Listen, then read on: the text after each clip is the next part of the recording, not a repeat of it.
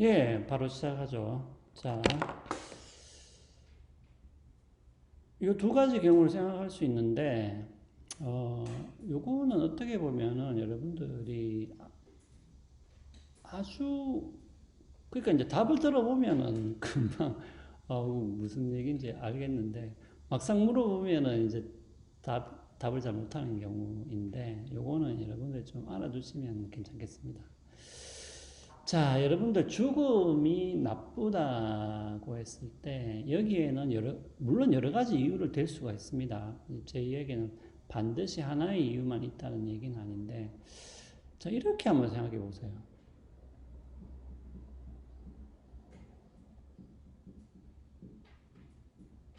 자, 여러분, 우리가 삶이라는 것은 특별한 사건이 없는 이상 그냥 지속이 되죠.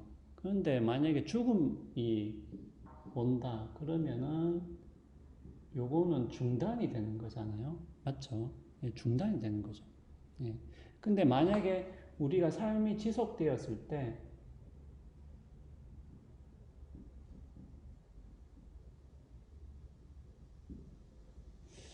자, 우리가 삶이 지속되었을 때, 만약에 큰 이익이 분명히 있을 거라고 우리가 예상할 수도 있잖아요. 어떤 사람의 삶 같은 경우에. 예. 아니, 뭐, 너무 어렵게 생각할 필요가 없어요. 그 여러분의 삶을 생각해도 되잖아요. 만약에 여러분 지금 행복하게 살고 있고, 앞으로 당분간도, 큰 어려움 없이 행복하게 살 수 있다라고 우리가 예상을 했을 때, 예상을 했을 때, 예, 예상을, 예상을 했을 때, 만약에 이것이 중단이 된다면은 어떻게 돼요? 이것이 중단이 된다면은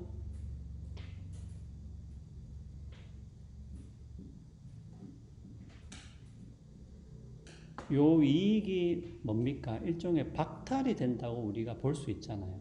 그러니까 이익이 죽음을 통해서 이제 그 빼앗기게 되는 것이죠. 박탈 주장, 예. 빼앗긴다. 자, 그렇기 때문에 우리가 죽음이라는 것은 나쁘다라고 이야기를 할 수가 있겠습니다. 예.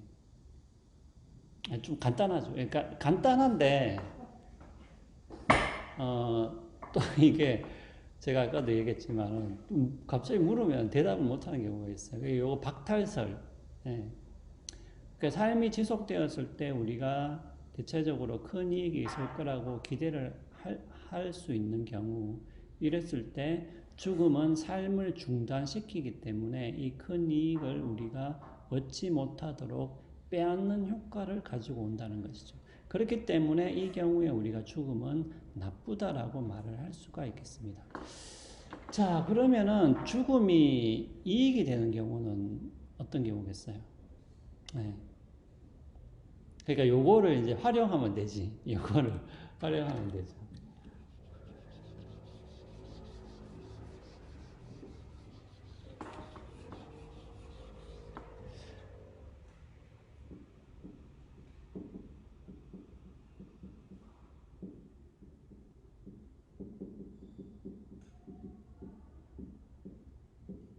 자, 죽음이 이익이 된다. 혹은 뭐 이익이 된다라고 우리가 말을 하기 힘들면은 적어도 우리가 나쁘지 않다라고 이야기를 할 수 있는 경우가 어떤 경우겠습니까? 근데 이것도 우리가 갑자기 물으면 잘 안 떠올라요. 왜냐하면은 우리는 죽음이라는 것을 일반적으로는 우리가 나쁘다, 나쁜 것이다, 죽음은 좋지 않은 것이다라는 생각이 워낙 강하기 때문에 그렇죠. 자, 이것은 아까 경우와는 조금 반대되는 경우를 여러분들이 일단은 생각을 해보시면은 쉽게 이해를 할 수가 있습니다. 자, 삶이라는 것이 지속되다가 고통이 있어요. 자, 그런데 만약에 이제 죽음이라는 것이 도래를 한다면은 어떻게 돼요? 이것은 스탑.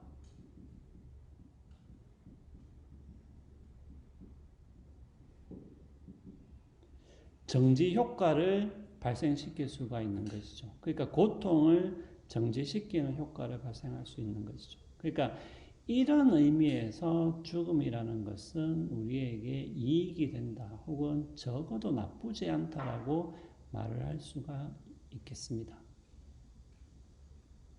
자, 근데 보세요. 그런데 이렇게만 말을 하면 여러분들이 이제 우리가 또 과학기술과 윤리 시간이기 때문에 계속 생각을 해봐야 되잖아요. 근데 이렇게만 말을 하게 되면은 당장 문제가 생기죠. 자, 그러면은 우리가 삶의 고통이 있는데 죽음이 이것을 정지시키는 효과가 있다면 고통이 있을 때 그럼 우리가 죽어야 되냐? 실제로 그렇냐? 잠깐만요. 뒤에 창문을 좀 닫아야 되겠어요. 바람이 세가지고 계속 소리가 나요.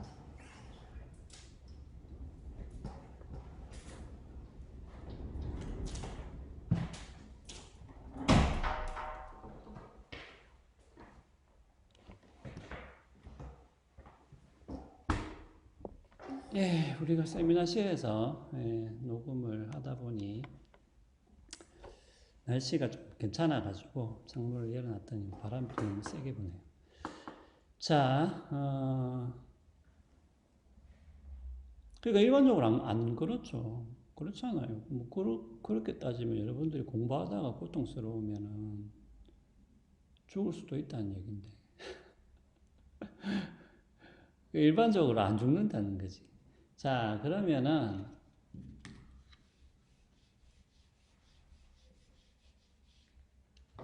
그러면 우리가 왜 안 죽냐?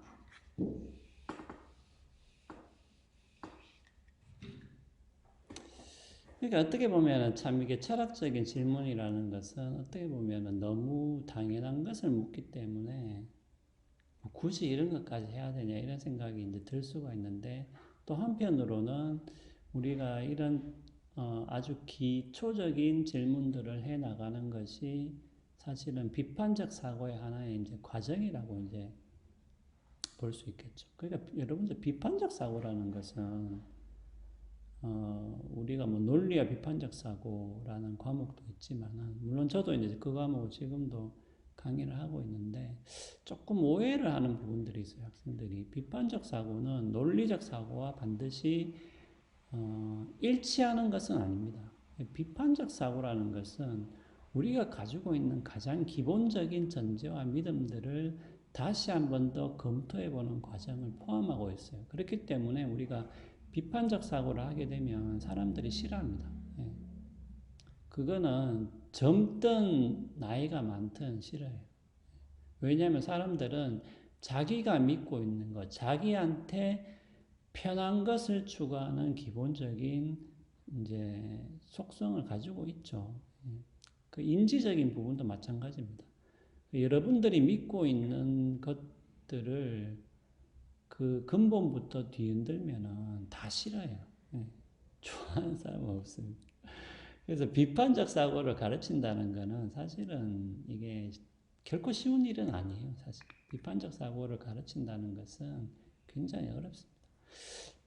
자, 하여튼 고통.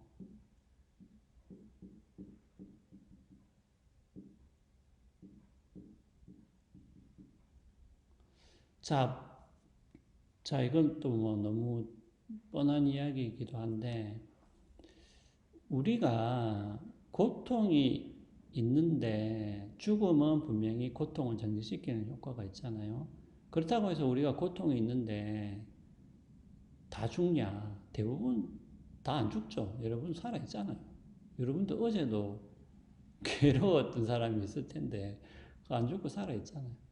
그것은 뭐냐면 우리가 한편으로는 우리 삶에는 보상이라는 측면이 있다라는 것이죠.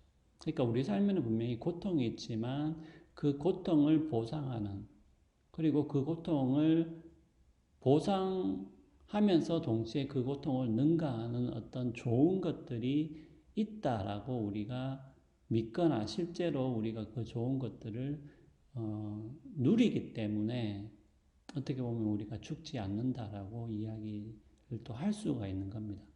자, 그런데 이제 여기서 이제 포인트, 그 요점이 등장하죠.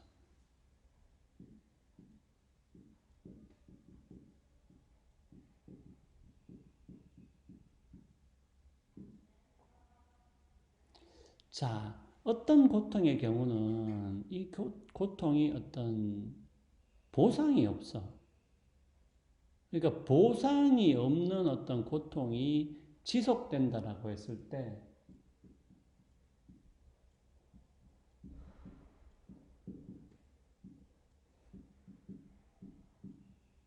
우리가 이것을 죽음을 통해서 정지를 하는 것은 적어도 이 사람에게 보상이 없는 고통을 당하는 사람에게는 이익이라고 우리가 이야기를 할 수 있겠습니다. 자, 이처럼 죽음이라는 것은 그러니까 죽음이 우리가 이익이 된다라고 말을 할 수 있는 경우가 있다라는 것이죠. 예, 있다라는 것이죠. 자, 그래서 우리가 두 가지를 살펴봤고요. 그 다음에 그러니까 이제 요 사례를 조금 더 드라마틱하게 극적인 사례로 조금 번역해서 이야기를 또 할 수가 있어요.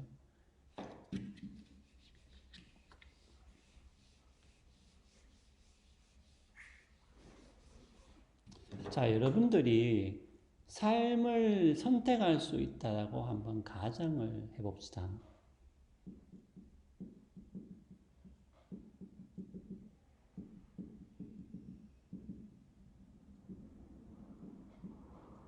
그러니까 제가 이제 규범률